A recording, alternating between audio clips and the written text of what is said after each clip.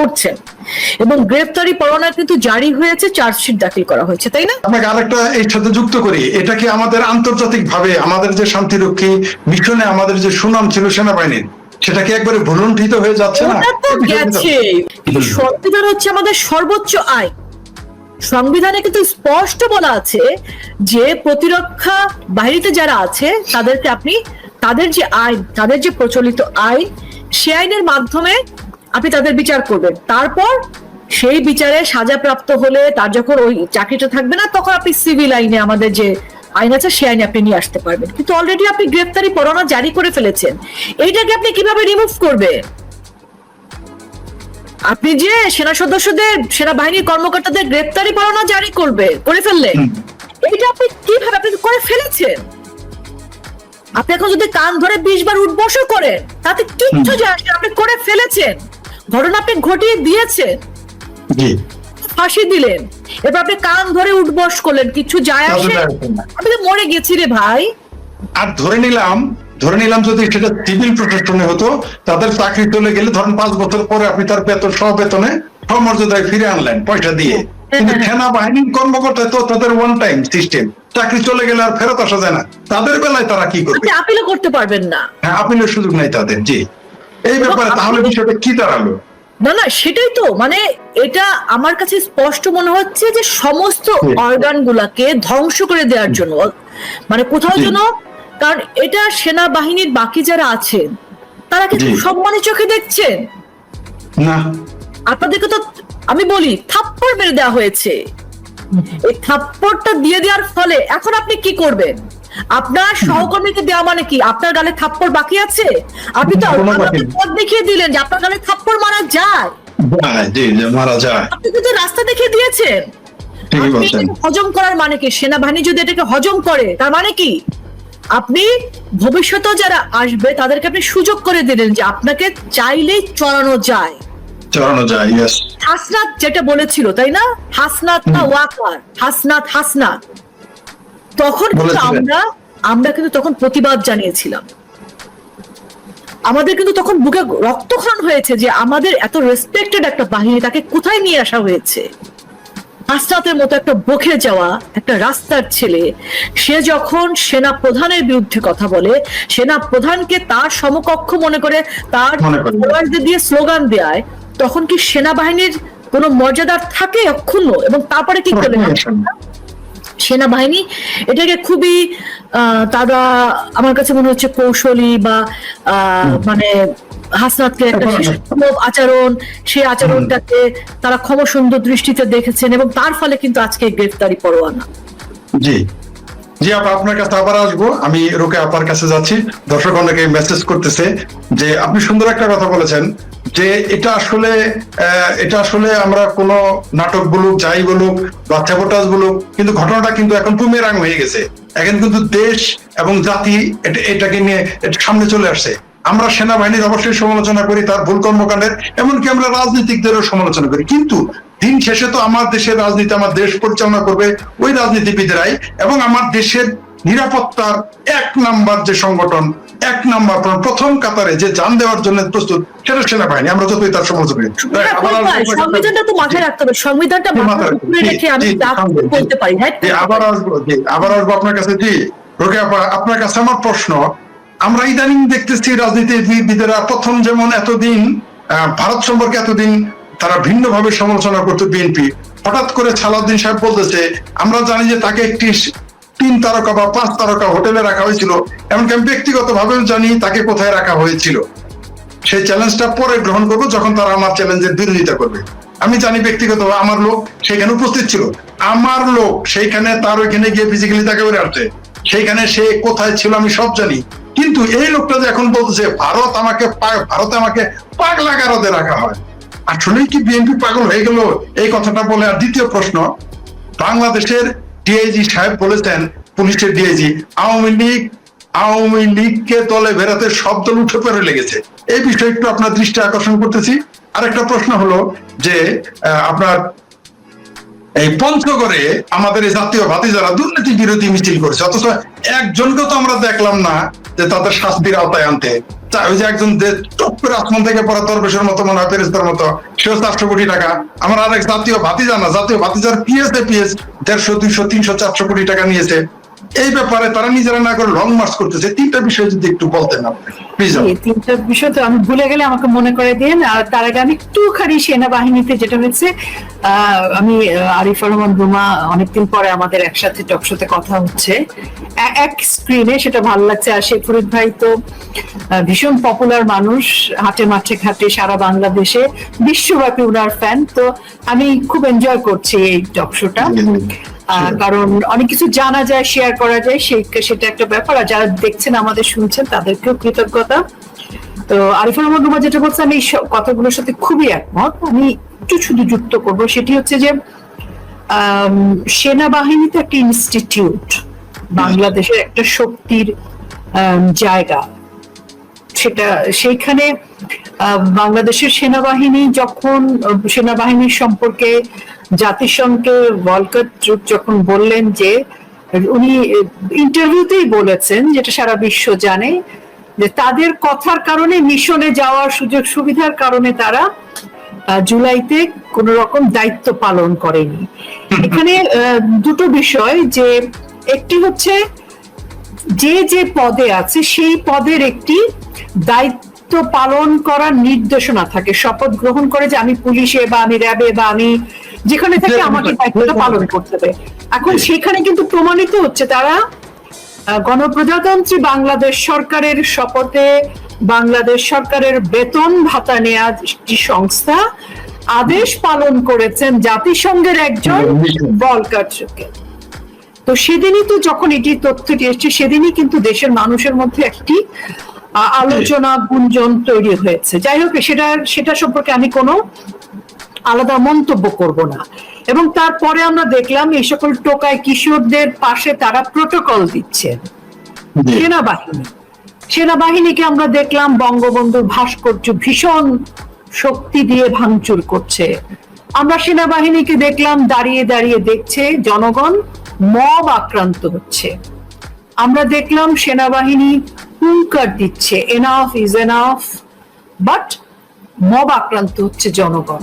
আমি জনগণ বলছি, আওয়ামী লীগের নেতাকর্মীকে মেরেছে, ঠিক আছে, আমি সেটা আলাদা টেবিলে রাখলাম। তারা মনে করছে 5ই আগস্ট পরবর্তী সময় জনগণ একটা বাংলাদেশের নাগরিক, আর আওয়ামী লীগের নেতাকর্মী কেউ না। তাদের মারাটা বোধহয় আল্লাহর তরফ থেকে জায়েজ।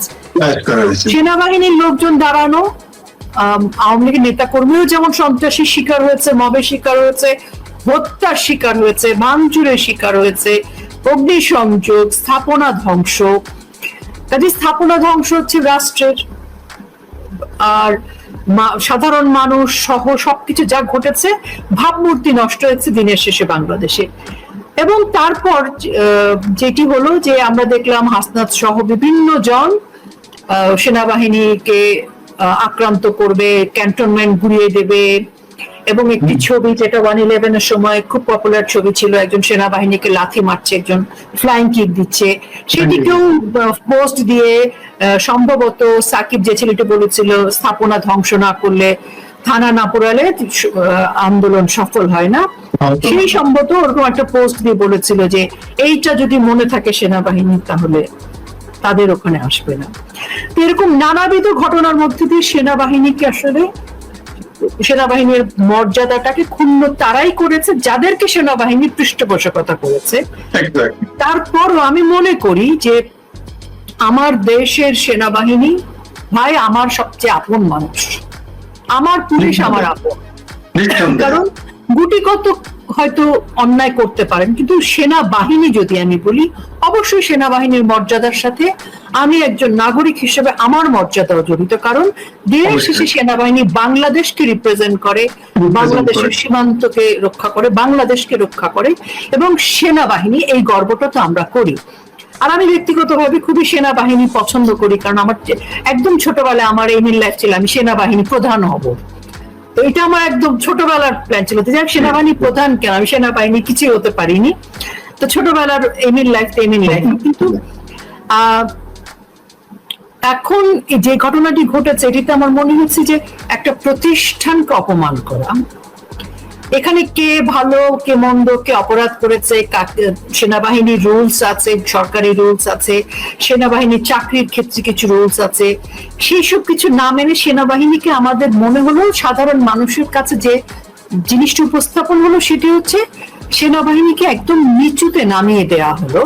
মানে পুলিশকে কিন্তু মেরে কেটে পুড়িয়ে টেনে হিচড়ে নিয়ে যাওয়া, লাশকে বিকৃত করা, ঝুলিয়ে রাখা, উলঙ্গ করে ফেলে রাখা, ওর মধ্যে দিয়ে পুলিশের ইনস্টিটিউটটাকে শেষ করে দিয়েছে। এখন বাকি ছিল সেনাবাহিনী, খানিকটা ঝুলে ছিল সেনাবাহিনী, লাইফ সাপোর্টে ছিল, সেটি তুলে নেওয়া হলো। এখন সেনাবাহিনীর যে অস্তিত্বের সংকট, আমি আশা করব সেনাবাহিনী তাদের অস্তিত্বের সংকট, তাদের পরিচয়ের সংকট, তাদের আত্মগর্বের সংকট, তাদের যে আত্মপরিচয় একজন সেনাবাহিনী অফিসার হিসেবে ট্রেনিং করেছে, তাদের যে মেধা, তাদের যে মর্যাদার চাকরি এবং তার চাকরির সাথে তার পরিবারেরও মর্যাদা আছে, এই সবকিছুকে নিশ্চয়ই তারা ভাববেন যে তাদের কি করা উচিত। রাষ্ট্র, দেশ, জনগণ, নাকি এমন কোন চক্রের তাবেদারি করা যারা আসলে দিনের শেষে তাদেরকে অপমানই করলো।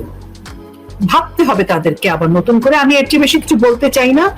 এবার আসি আপনার প্রশ্নে। আপনি যে প্রশ্নগুলো করেছেন, আমাকে যদি ওই দুর্নীতির প্রশ্নটা মনে আছে আমার শেষের টুকু, সেটা বলি।